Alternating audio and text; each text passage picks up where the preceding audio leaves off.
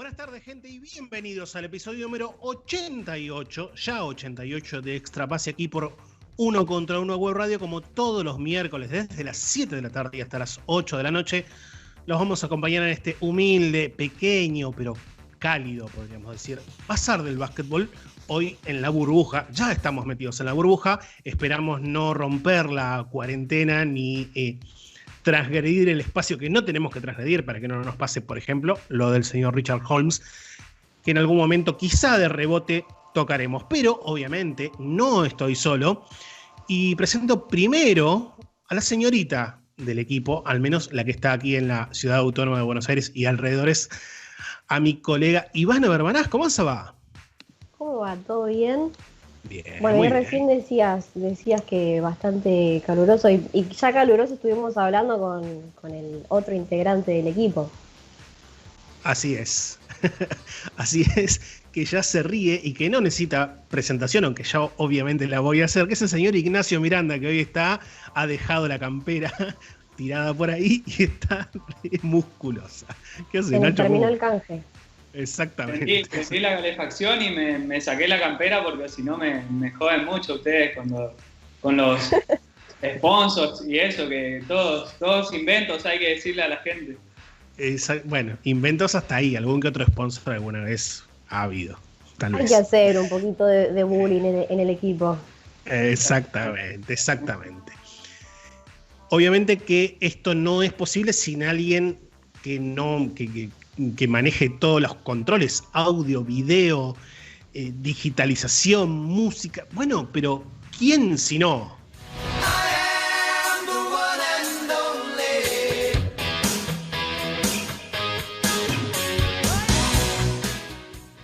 Muy bien, como siempre, el señor Leo Margo, The One and Only, a ver, ¿cómo lo podemos decir? El afriolentado Leo Margo, el emponchado Leo Margo en la jornada de hoy, que nos está acompañando como todos y cada uno de los miércoles de nuestro programa. Como siempre, se pueden comunicar con nosotros en @extrapase, tanto en Twitter como en Instagram, y a través del WhatsApp de la emisora, el 291-416-1696.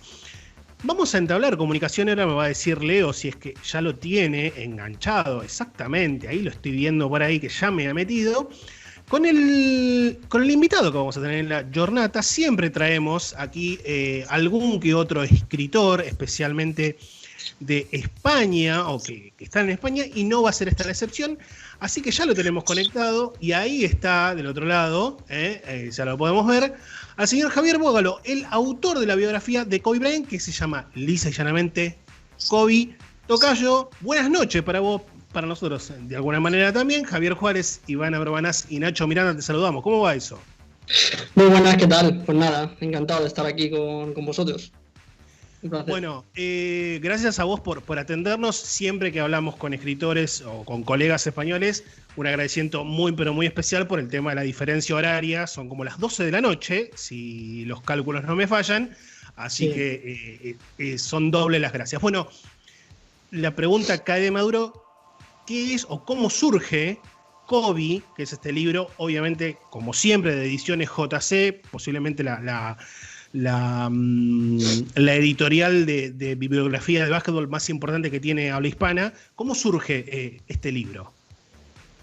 Bueno, pues a mí a mitad de enero más o menos contacta conmigo por privado Gonzalo Vázquez, que para mí es el referente número uno del periodismo NBA en España, y me propone la idea de, él me quiere echar un guante, me quiere echar un cable y me propone la idea de escribir un libro. Entonces me comenta la posibilidad de ponerme en contacto con su editorial y escribir un libro, en principio, que iba a ser sobre un tema completamente distinto.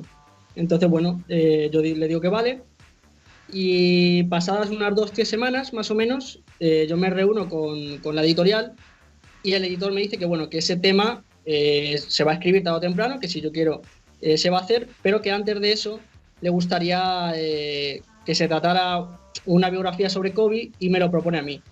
Entonces, en un principio me quedo así un poco, digamos, en shock, un poco desubicado, y le digo que me lo voy a pensar. Y nada, pues pasados unos días le confirmo que sí, que venga adelante, y ahí está el pasado lunes. A ver, Ivo, si quiere arrancar con la ronda de preguntas. Dale. Javier, te pregunto, siendo Kobe Bryant una persona tan, bueno, conocida en absolutamente todos los ámbitos de su vida, ¿qué dificultades te presentó a la hora de escribir un libro sobre él?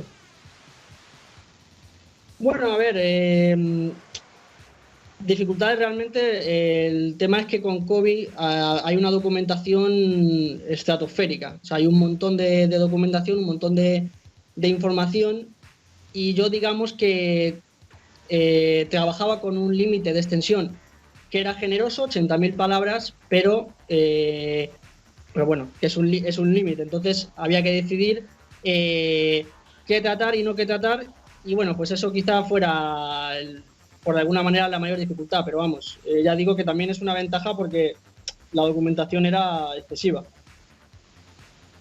Javier, y tu forma de contar siempre también no es la típica biografía, sino que vas analizando el juego, el estilo individual de cada jugador. ¿Cómo fue en el caso de Kobe hacerlo teniendo, como vos decís, tantas opciones de información, de análisis? Claro, a ver, mi idea dentro de esa, bueno, limitación era hacer un libro, como lo digo, integral, ¿no? Donde se tratara pues todo sobre el jugador, o sea, tanto cuestiones de su vida como cuestiones técnicas, tácticas. Es verdad que bueno, yo cuando analizo, por ejemplo, el juego de un jugador, me gusta introducir vídeos, me gusta introducir pues un poco de secuencias para que la gente vea visualmente lo que se está tratando. Al ser un libro, evidentemente, no lo podía hacer igual, pero bueno, introduje pies de nota que con enlaces que remiten a vídeos de lo que se está hablando en las páginas. Entonces, pues bueno, pues esa era la idea, un libro integral. Cuando hace ya varios meses hablamos con Mariano Galindo, alguien a quien seguramente vos conocés y que lo tenés mucho más cerca que nosotros, sí. Y hablaba él de su libro sobre James Harden, nos comentaba que de alguna manera había operado cierto cambio en él, bien, en el momento de hacer el libro. Te traslado la pregunta, si el hecho de hacer una biografía sobre Kobe Bryant te modificó de alguna manera tu visión para con el personaje. Yo debo decir que en cierto sentido sí, porque bueno, conocí más en profundidad, aunque la verdad es que era un jugador y un personaje que lo había seguido desde el principio, realmente, prácticamente el principio, y sí que en algunos sentidos sí que cambió un poco mi percepción, sobre todo porque bueno, como le dije el otro día a unos compañeros que también me hicieron una entrevista, noté que, digamos, sobre todo en su última etapa, en los últimos años, con el paso del tiempo, digamos que él se esforzó, entre comillas, por mejorar como individuo. Entonces, yo vi algunas historias que personalmente no conocía y que en ese sentido pues sí que me ayudaron a tener una visión más completa sobre él. Ahí recién mencionabas que como que descubriste algunas historias nuevas sobre él y te pregunto justamente cuáles fueron las cosas nuevas que descubriste de él como personaje. Pues mira, una de las anécdotas que más me gustan de él y que yo no conocía es que cuando él tiene recién cumplido los 18 años y acaba de llegar a Los Ángeles, ha sido drafteado unos meses antes, estamos hablando septiembre y tal, y él tiene 18 años, ya es jugador de los Lakers, ya ha firmado un contrato y él va paseando por la playa de Venice Beach en Los Ángeles con un miembro del staff de los Lakers y ve una pachanga que se está disputando en Venice, pues estas pachangas callejeras que se suelen jugar mucho allí, y él decide unirse a la pachanga a pesar de que los miembros del staff de los Lakers le dicen que vamos a ver, que no puedes ir por ahí jugando al baloncesto en cualquier sitio.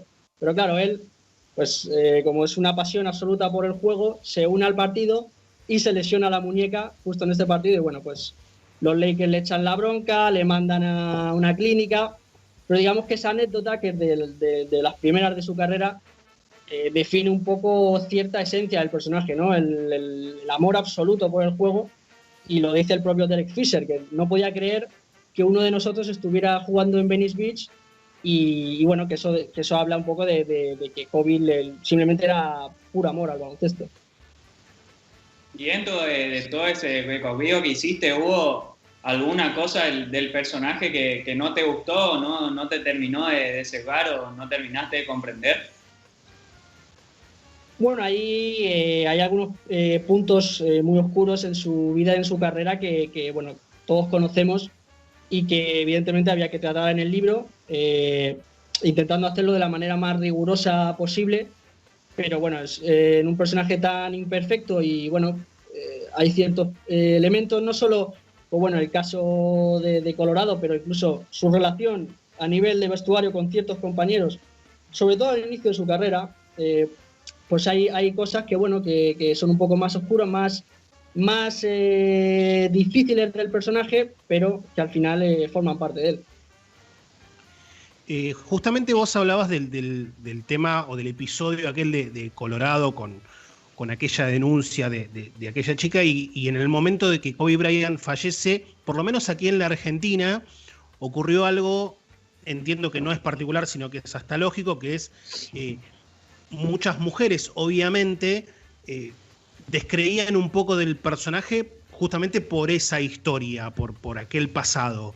Te consulto si a vos también se te generó cierto conflicto interno que entiendo que todos los amantes del básquetbol tuvimos en el momento de alguna manera glorificar al personaje, porque se traspolan dos cuestiones distintas, por un lado el ídolo deportivo y por el otro una conducta un tanto condenable. ¿Cómo entendés vos, ya una vez hecho el libro, que llegaste a manejar esa situación al momento de volcarlo en el texto?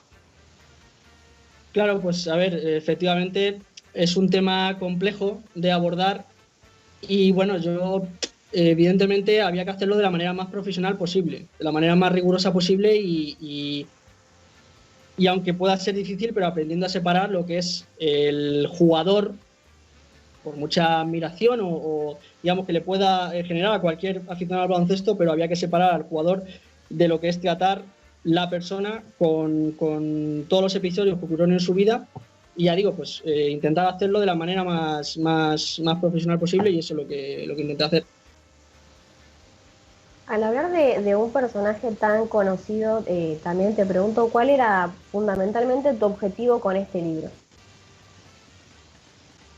Mi objetivo principal, bueno, lo que he dicho antes, un libro integral que reflejará a Kobe en todas sus vertientes. Es decir, de hecho, por eso en la contraportada utilizo un poco la metáfora del cuadro del Bosco, ¿no? Un cuadro del Bosco tiene 1000 detalles distintos y creo que un personaje como Kobe tenía también 1000 detalles distintos, 1000 caras distintas y el objetivo, esperamos que lo haya conseguido, era captar todas ellas. Y con The Last Dance, por ejemplo, se empezó de nuevo con las comparaciones odiosas de los distintos mejores jugadores. Y bueno, quería preguntarte qué crees que es lo que hace a Kobe Bryant distinto a todos, a Michael Jordan, a LeBron y a todo esto. Bueno, una cosa yo creo que una cosa que caracteriza a Kobe es que yo creo que hemos seguido su carrera o su crecimiento absoluto en riguroso directo. Es decir, por ejemplo, en el caso de Jordan, llegó a la NBA tras pasar por la universidad. Es verdad que sus partidos universitarios también se retransmitían y tal, pero que no es exactamente el mismo caso de ver cómo crece y evoluciona una persona, cómo se va cayendo, se va reponiendo. Y en ese sentido yo creo que es algo que al igual que puede ocurrir, por ejemplo, con LeBron, le hace distinto, porque además estrellas o superestrellas que hayan pasado del instituto a la NBA, tampoco hay muchos. Ha habido jugadores que han pasado, pero muchos de ellos han quedado por el camino o no han cumplido con las expectativas. Y Kobe yo diría que es uno de los escasos ejemplos de jugador que sí las cumplió.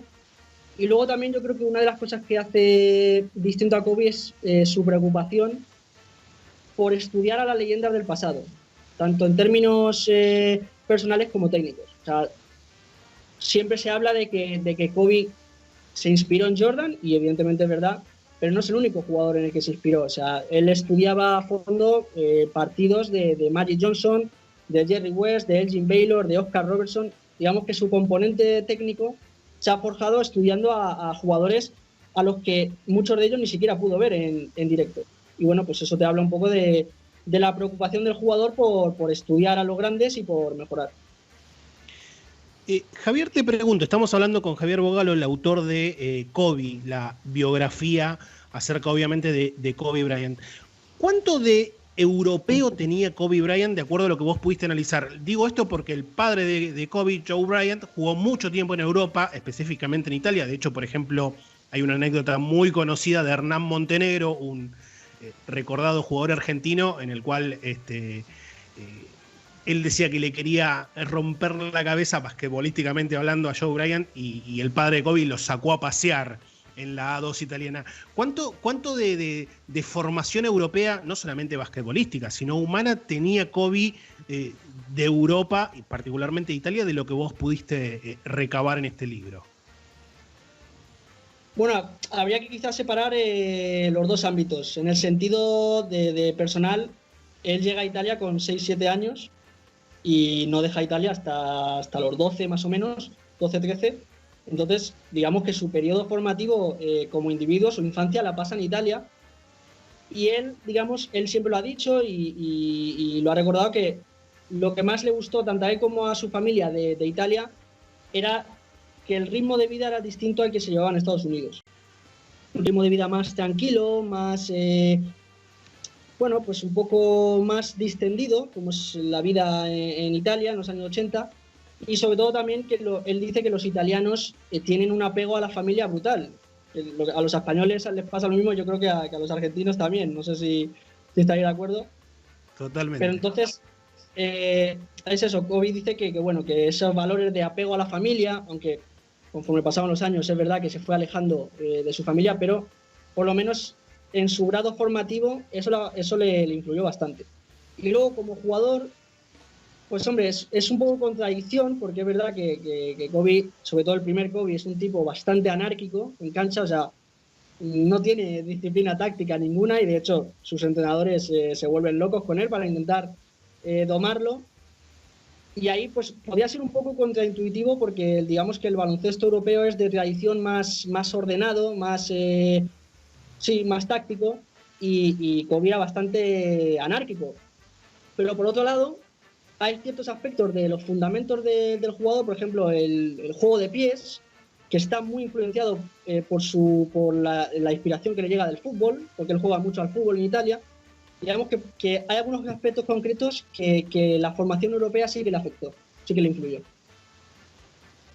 Y respecto del material utilizado para el armado del libro, ¿cuenta con algún tipo de testimonio, alguien que además pueda formar también lo que es parte de la biografía de Kobe? Sí, bueno, a lo largo del libro voy intercalando frases y testimonios yo creo que prácticamente todas las figuras más o menos reseñables con las que se cruzó. Empezando en Italia, compañeros del equipo, alevín en el que estaba, no sé, su entrenador del instituto, compañeros del instituto, y bueno, ya en NBA pues hay un montón de testimonios. Jerry West, que es uno de sus primeros mentores, Phil Jackson, Tex Winter, que es como su segundo padre, y además siempre lo ha dicho, como su Yoda. Y bueno, pues esa era la idea, ir recalando diversos testimonios, y hay muchos, sí. Y hay una etapa. Dale, seguí vos, Nacho, porque yo estoy fuera de cámara, pero no me fui, así que seguí vos, dale. Mientras yo arreglo mi cámara, seguí vos. Y hay también un cierto debate que siempre me generó, por lo menos personalmente, que a partir del segundo título en 2010, como que el cuerpo de Kobe, el físico, empezó a decaer. ¿Y crees que pudo haber reaccionado de otra manera, por ejemplo, en cuanto a salario, en cuanto a ir relegando un poco su lugar, como hicieron, por ejemplo, en el caso de Dirk Nowitzki o Tim Duncan, o con Kobe eso nunca iba a pasar? Es una buena pregunta. Si me preguntas bueno, yo soy aficionado de los Lakers, si me preguntas como aficionado, yo te diría que sí, que ese último contrato evidentemente fue una losa bastante grande dentro de la franquicia. Ahora yo veía complicado, incluso en su momento, que él adoptara la misma actitud que Nowitzki y Duncan. Me parecía bastante complicado. Y bueno, sí, en eso influye efectivamente en el que el contrato pesara como una losa hasta el día que se retiró, influye que él se fue desarmando en lo físico, o sea, incluso antes de 2010. Es verdad que a partir de 2010 la cosa se acelera, pero incluso antes de 2010, o sea, él juega los Juegos Olímpicos con problemas en los dedos. Él empieza a desarrollar artritis muy pronto. Aparte tiene unos problemas en las rodillas porque, bueno, en su infancia tuvo la enfermedad de Osgood-Schlatter, que es degeneración progresiva de las rodillas. Entonces, digamos que el problema físico tiene que batallar con él desde el principio, pero es verdad que en su última etapa la cosa se va acelerando y, bueno, él, la temporada, por ejemplo, 2012-2013, que es entrenado por De Antoni, él tiene unos tira y aflojas constantes con De Antoni, porque, claro, el técnico le dice, oye, Kobe, estás literalmente desarmando en lo físico, sal ya de la pista, ¿no? No te podemos tener aquí más de 45 minutos por partido, y él se empeña en seguir jugando, no hay manera de sacarle, y bueno, pues al final yo creo que era el final previsible a un tipo que tenía una mentalidad que, bueno, muy al estilo jordaniana, por así decirlo. Ahora sí creo que estoy yo en cámara, así que primero acá tenemos un saludo. Es raro que el señor Andrés Villar, nosotros, y es raro que un celta como el señor Villar salude a alguien muy fanático de los Lakers, así que evidentemente eso habla muy bien de vos, tocayo, porque para que Villar se comunique con nosotros para mandar saludos, dice, de lo mejor que me he encontrado en esta red social. No, Andrés es muy buena gente, muy buen amigo mío y bueno, sí, nos conocemos ya desde hace años, la verdad, un gran tío.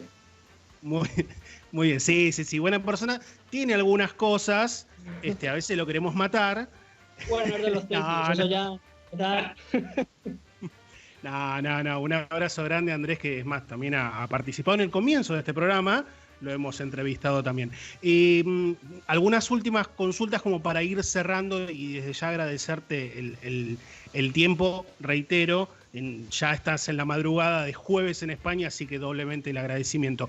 ¿Cómo está funcionando el libro? Por lo que vi, al libro todavía, que es algo que yo suelo mirar, aquí a Argentina no llega de forma... a través de Busca Libre, que es la página en la cual yo suelo comprar, pero bueno, ¿cómo está funcionando en España? La verdad es que datos concluyentes de cómo está ahora mismo vendiéndose, ahora mismo, o sea, no tengo. Me van llegando progresivamente y conforme voy sabiendo, por ejemplo, puntos de venta y tal, yo lo voy compartiendo. Es verdad que gente de Latinoamérica, incluso de Argentina, Ecuador y tal, me han preguntado que si el libro iba a llegar hasta allí. Yo entiendo que sí. Bueno, entiendo que a través de Amazon debería llegar, pero bueno, es un proceso que va lento y sobre todo con el tema del coronavirus, pues tanto que vaya distribuyéndose por distintas partes del mundo, incluso que llegue a grandes superficies, pues bueno, es un proceso lento y hay que ser pacientes. ¿Ivo? Y aprovechando a modo de publicidad, si querés entonces, contale al lector con qué se va a encontrar una vez que tenga el libro en la mano.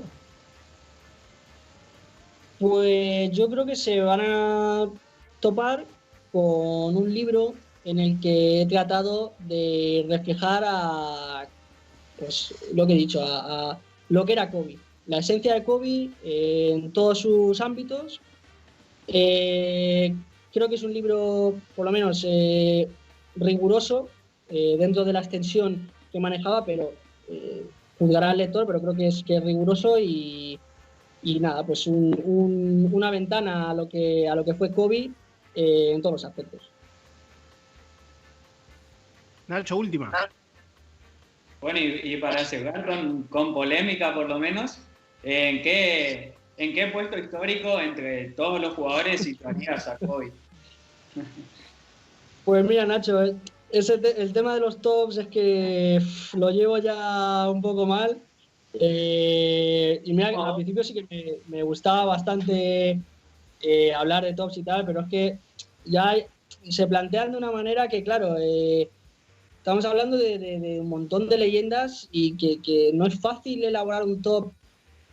Creo que es una cosa que requiere de un análisis exhaustivo, riguroso. No se puede simplemente mencionar nombres y ya está. Yo creo que hay que dar argumentos, justificar las cosas.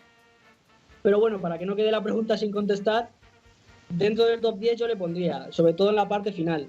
Entre los 5 primeros no le pondría, pero en la parte final, 8, 9, 10, 11, ahí yo creo que tiene que estar. Ya el número, el posición exacto, pues no sé, dependerá un poco del criterio de cada uno. Buenísimo. 1.000 millones de gracias, Javier, por la charla, extensa charla, y por, reitero, por haberte quedado hasta tan tarde haciéndonos el aguante. Así que bueno, lo mejor con el libro y lo estaremos esperando cuando yo cada tanto entro y me fijo a ver qué es lo que se puede comprar, qué es lo que se puede adquirir. Así que está ahí en la parrilla de nuevas adquisiciones para incrementar la biblioteca. Muy bien, pues muchas gracias por haberme traído al programa y un placer. Un abrazo a todos. Muy bien, pasaba Javier Bógalo, el autor de Kobe, la biografía de Kobe Bryant. Si buscan en Amazon la pueden encontrar y alguna que otra página seguramente la va a traer aquí en la Argentina. Vamos a escuchar un poquito de música para que ustedes también descansen un poquito de nosotros. Y cuando volvamos vamos a hablar de la WNBA, que también tiene su burbuja con algunos que otros problemas y algunas cuestiones que, por ejemplo, Ivo ya tocó en Minuto para las Pibas, de las cuales se han estado hablando en la radio, pero vamos a tratar de profundizar un poquito más. Dale.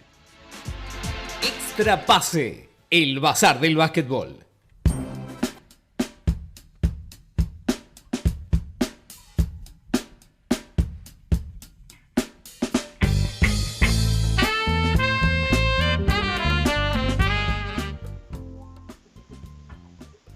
Continuamos aquí en Extra Pase por Uno contra Uno Web Radio. Nos quedan todavía 28 minutos de programa. Estamos hasta las 8 de la noche como todos los miércoles.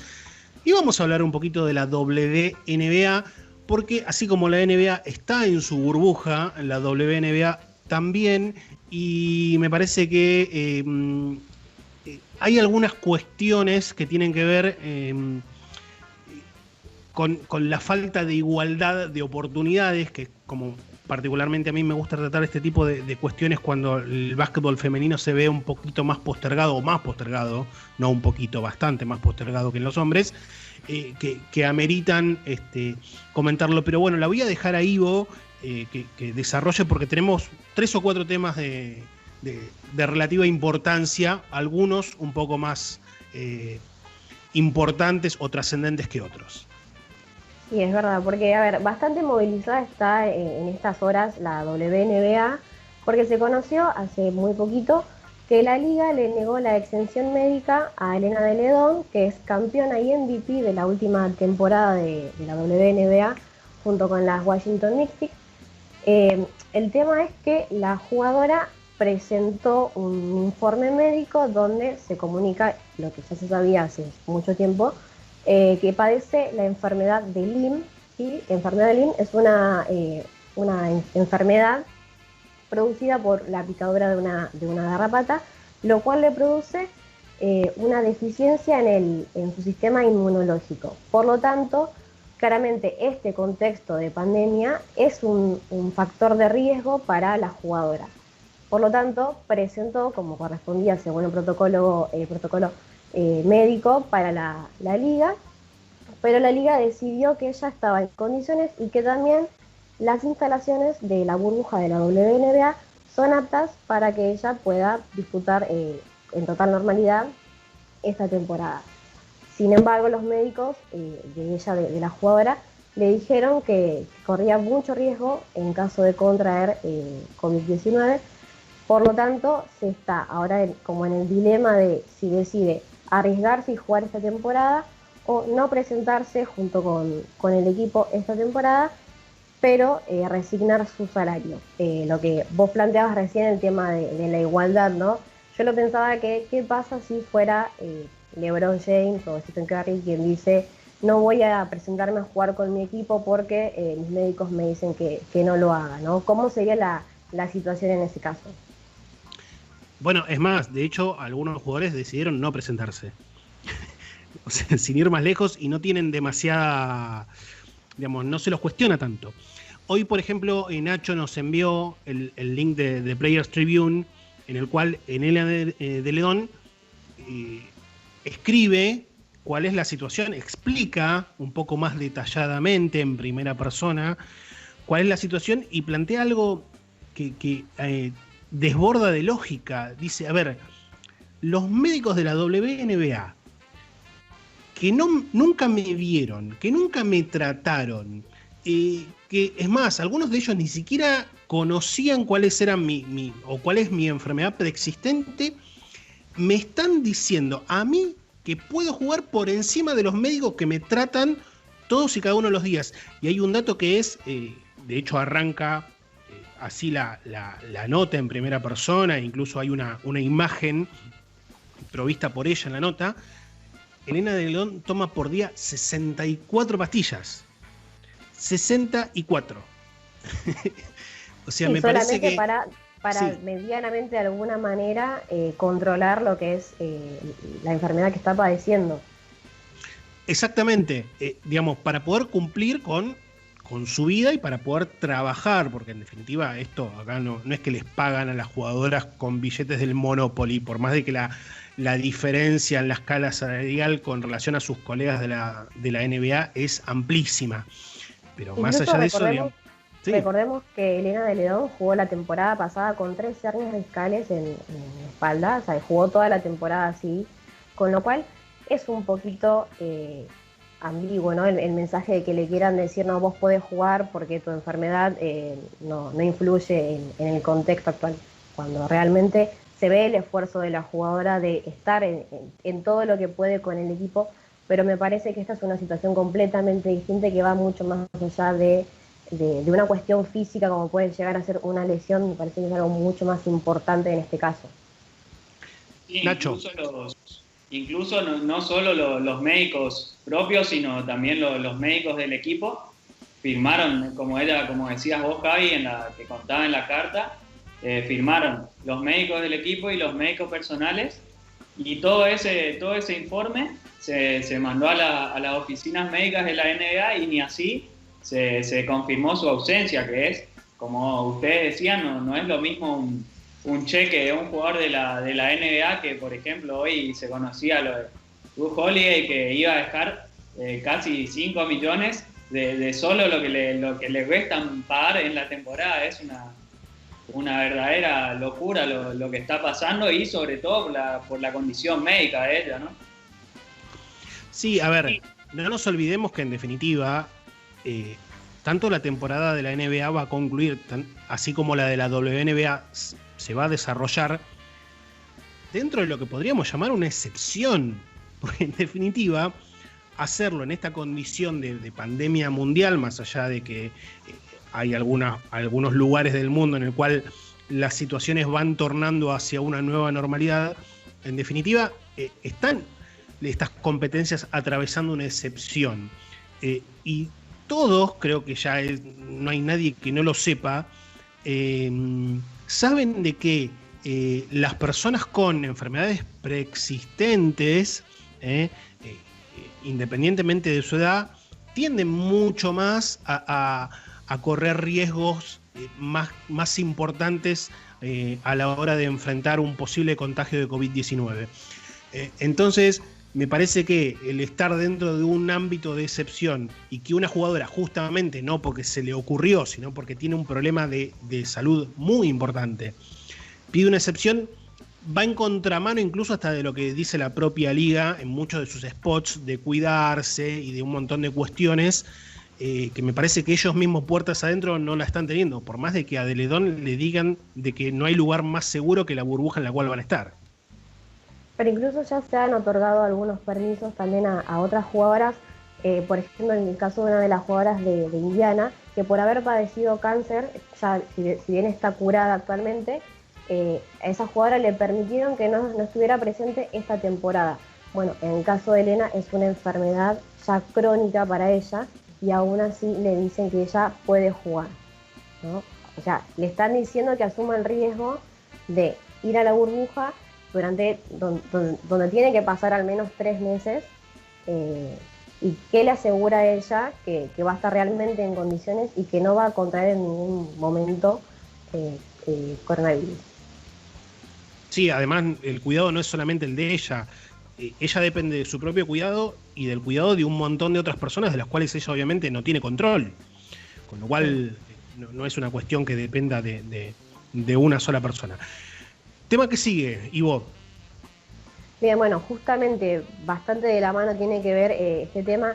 Las jugadoras llegaron la semana pasada y lo primero que se habían encontrado fueron una situación bastante cuestionable, al menos, en lo que refiere al estado sanitario de la burbuja, donde van a estar al menos 3 meses, como recién decía, porque empezaron a circular videos, todos realmente confirmados por las jugadoras, de las condiciones en las que se encuentran las instalaciones del IMG, que es la burbuja donde están actualmente las jugadoras, donde se podían ver tramperas para ratas, se veían también dentro de las habitaciones algunos videos donde aparecían gusanos debajo de las camas.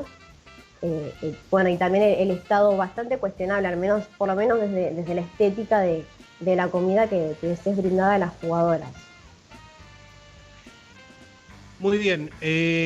Calendario también y forma de juego. Creo que Leo por ahí tiene una placa que va a poder poner en pantalla como para que expliquemos un poquito con 2 o 3 datitos cómo se va a jugar esta temporada de la WNBA. Ahí la estamos viendo.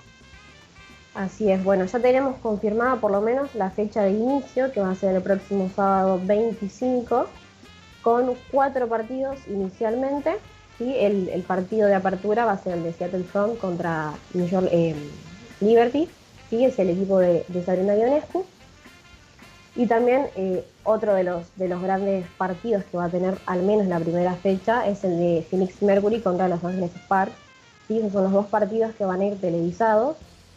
La temporada se va a disputar con 22 juegos cada equipo, ¿sí? Y tanto los playoffs como las finales van a estar disputadas en el formato tradicional.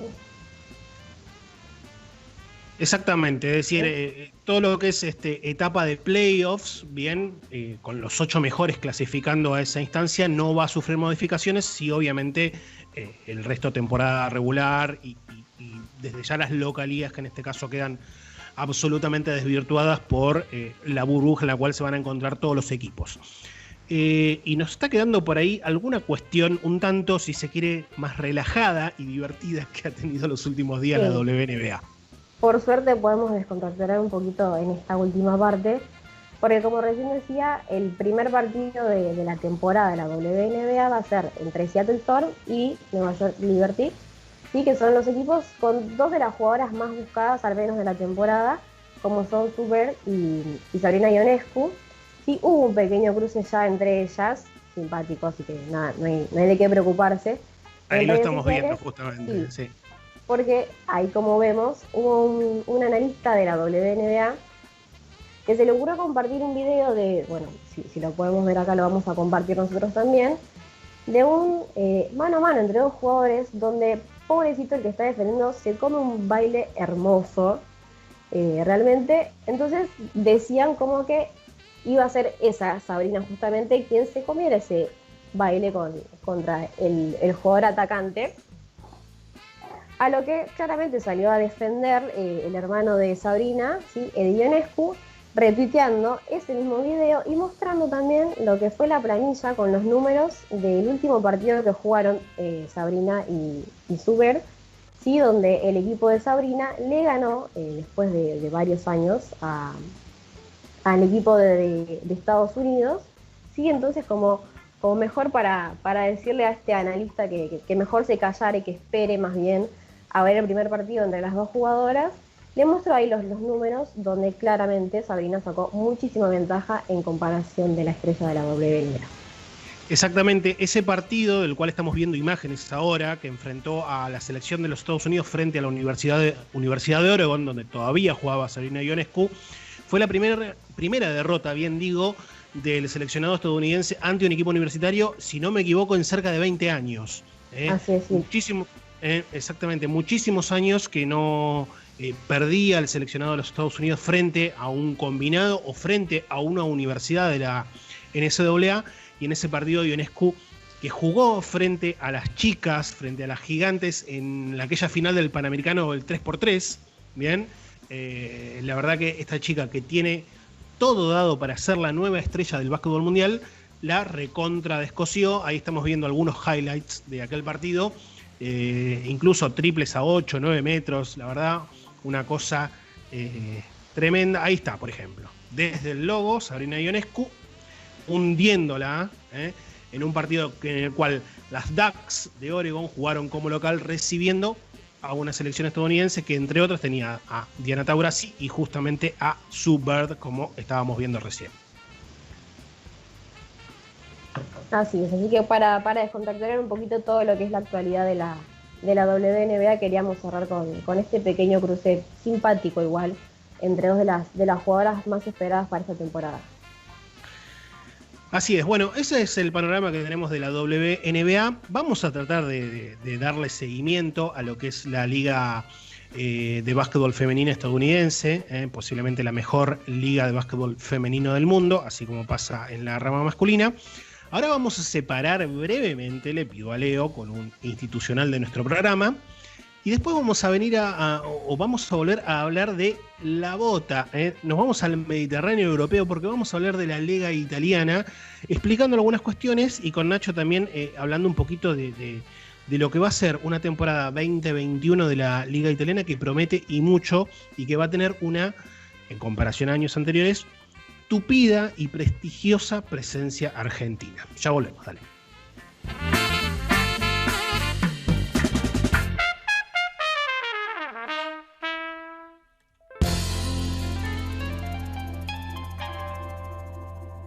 Extra Pase, los miércoles a las 19 por 1 contra 1 Web Radio.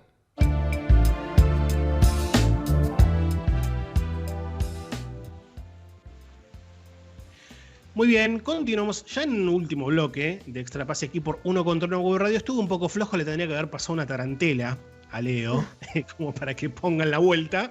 Pero bueno, vamos a hablar un poquito de lo que es la Lega Basketball. Italia tiene una gran tradición en su torneo doméstico o vernáculo, como se suele decir en estos casos. La Lega es una competencia que hace algunos meses cumplió 70 años de vida, concretamente, y ha habido muchos cambios, especialmente a partir del año pasado, de mitad del año pasado. Con Nacho vamos a mencionar algunas cuestiones que tienen que ver inicialmente, y le pido a Leo que ponga la primera placa. La Lega estuvo durante muchos años a la sombra de otras competiciones europeas, especialmente de España, Grecia y Rusia en cuanto a la economía. Sin embargo, el año pasado, en el 2019, se hizo un cambio, que es el que estamos viendo ahora, que lo marcamos como beneficios fiscales, que es la implementación en Italia del decreto crecimiento. Bien, en España hay una figura que se llama el impuesto sobre la renta de personas físicas. Bien, es decir, cada persona que genera una renta por su actividad, obviamente tiene que pagar un impuesto que suele ser bastante alto. Bueno, en Italia tienen algo bastante parecido a eso, y lo que se decidió es que aquellas personas que no hubiesen estado viviendo en Italia en los últimos años, si se establecían en aquel país por mínimo 2 años, bajaban ese porcentaje de renta que tienen, o de impuesto a la renta física, del 47 al 26%.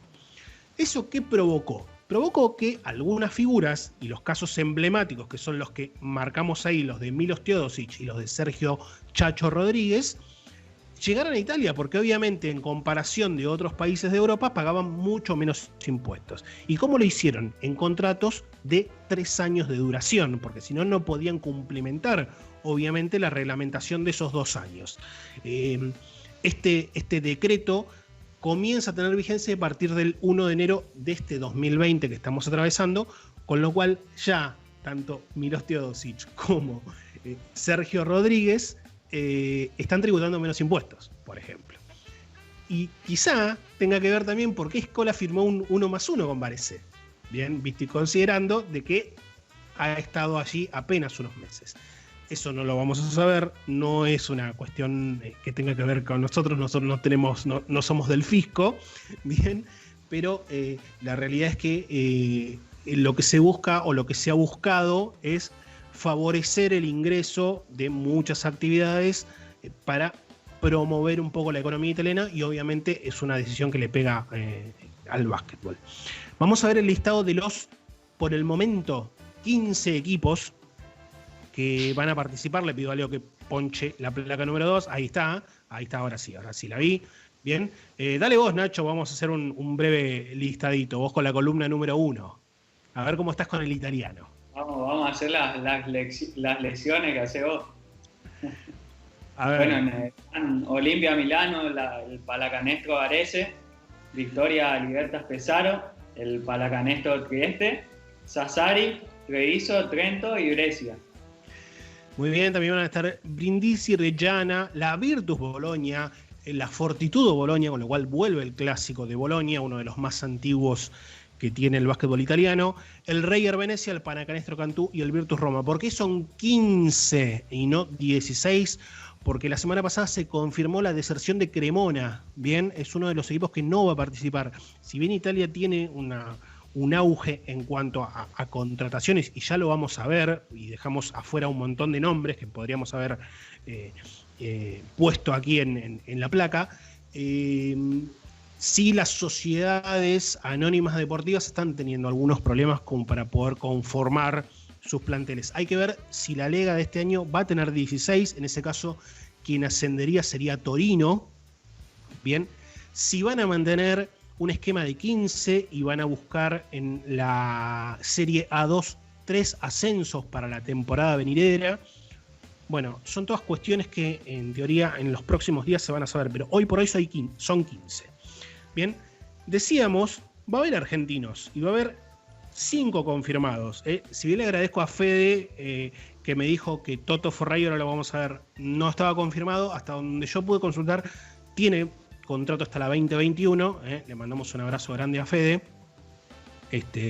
Luis Scola, obviamente, es la figurita que quizá más nos interese a todos. Va a estar jugando en uno de los equipos más importantes que tiene Italia en toda su historia, como es el Pallacanestro Varese, un dominador de la década del 60 y 70 a nivel europeo, en toda la regla. Carlos Delfino va a jugar en el Pesaro, donde hasta hace algunas temporadas estuvo Pablo Bertone, y del cual recordamos especialmente en la década del 80 al Scavolini de Pesaro, uno de los equipos también tradicionales del Mediterráneo italiano. Ya desde hace muchísimos años en el Trieste va a estar Juan Fernández, un chico que, si la memoria no me falla, no jugó Liga Nacional nunca, llegó a jugar Liga Nacional, el exjugador de la Universidad de Temple, ya establecido en Italia hace ya bastantes temporadas.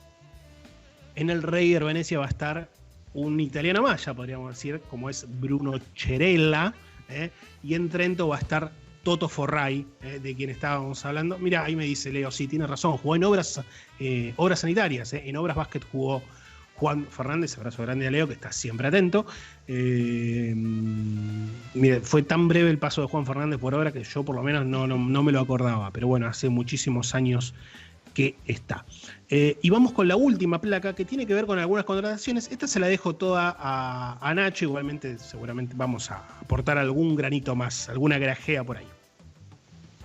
Bueno, y lo que decíamos, primero lo que decías vos de algunos clubes que están pasando por problemas económicos. Por ejemplo, la Virtus ya dijo que va a reducir su presupuesto para la temporada que viene, así que ese es un tema a charlar también, sobre todo porque dejó ir a jugar. Bueno, Marcos Elías se fue y se fueron varios jugadores también, pero bueno, el Milano contrató a Gigi Datome, a Kai Heinz, a Zach Lidey, sobre todo en el poste bajo va a estar muy fuerte. Es uno de los equipos que pinta para ser candidato en la Euroliga. Bueno, el Varese con Scola, la Virtus con Milos y Stefan Markovic, la Fortitudo Bologna con Ethan Happ, que vos decías, ya lo habíamos hablado un poco en Twitter, un gran proyecto. Bueno, Pietro Aradori, después en el Pesaro Delfino, y en la Venecia Isaac Fotu y Austin Day, que sobre todo Day es un jugador polifuncional con pasado norteamericano y que tuvo buenas experiencias allá. Exactamente, Austin Day no solamente jugó en San Antonio Spurs hace ya algunas temporadas, sino que es hijo de una leyenda justamente de Pesaro en la liga italiana, como es Darren Day. Jugó muchísimos años en Pesaro, en la época del Scavolini famoso de Walter Magnifico, un italiano que nos volvió locos en el Mundial de 1986, cuando todavía ustedes no habían nacido. Lo pagamos y mucho al cara de topo de Magnifico, la verdad que ese día la pasamos realmente muy mal. Lo de Milano tiene una lógica que es, bueno, tratar de entrar después de muchos años al top 8 de la Euroliga. Y más allá de eso, en los últimos 5 años Milano ha sido campeón solamente 2 veces. Bien, no ha traducido ese poderío económico en su competencia doméstica, al menos como Giorgio Armani, que es el dueño obviamente del Olimpia Milano hoy por hoy, así lo requiere. Así que el Olimpia Milano obviamente va por la Lega y por de mínima entrar al top 8 de la Euroliga, y me parece que la Virtus armó algo como para poder ver si consigue alguna licencia A en Euroliga. Se quedó en la puerta, veremos a ver qué es lo que termina pasando en la 2021-2022, porque obviamente en la 2021 no va a tener licencia de Euroliga, va a jugar Eurocup nuevamente, y hay una serie de 4 equipos más que van 3 equipos más, perdón, que van a estar jugando la segunda competencia en Europa. Pero me parece que Italia, con todos estos agregados, es una competición como para tener el ojo. Las presencias argentinas obviamente llaman muchísimo más a ello, pero es un torneo que se está armando muy fuerte, y que busca volver a ser lo que fue especialmente en la década del 70, en los 80 y hasta mitad de los 90, donde incluso a principios de la década del 2000, con aquellos clásicos de la Kinder y la Fortitudo, volver a ser lo que en algún momento fue, que fue evidentemente y claramente la liga más importante de Europa. Sí, también otro detalle es que no solo llegaron esos jugadores a Milano, también Lee Day se secó en la última semana, Shields, ya sabemos lo que puede dar, que vimos en la fase final, y Delaney, que se fue del Barcelona peleado, pero son 3 jugadores que cada uno en su fusión te da algo. Delaney en la base, Shields marcando, y Lee Day que año a año se va adaptando a lo que es Euroliga. Exactamente, Zach Day pasó primero por Olympiacos, después por Žalgiris, ahora va a Milano, un jugador que ya está establecido dentro del mercado euroliguero, y que seguramente le va a dar alguna solución importante a Milano. Con relación, y ya estamos cerrando, nos quedan apenas minuto y fracción de programa, vamos a estar siguiendo la actividad de la WNBA con Ivo, entre los 3 en realidad, así que estén atentos a nuestras redes sociales porque vamos a estar subiendo un poquito de información y algunas plaquitas con los partidos. Y si podemos, le tiraremos alguna punta de donde se pueden ver también. Algo vamos a conseguir. Vamos a intentar por lo menos. Exactamente. Bueno, que descansen, Miranda Berbanás. Hasta la próxima. Hasta la próxima. Margo en los controles. Mi nombre es Zach Day, un poco casi tan morocho como el bueno de Zach. Y nos veremos el próximo miércoles a partir de las 7 de la tarde con el episodio número 89 de Extra Pase aquí por 1 contra 1 Web Radio. Gracias a todos, buena semana y a cuidarse, quédense en casa, por supuesto. Chau, chau.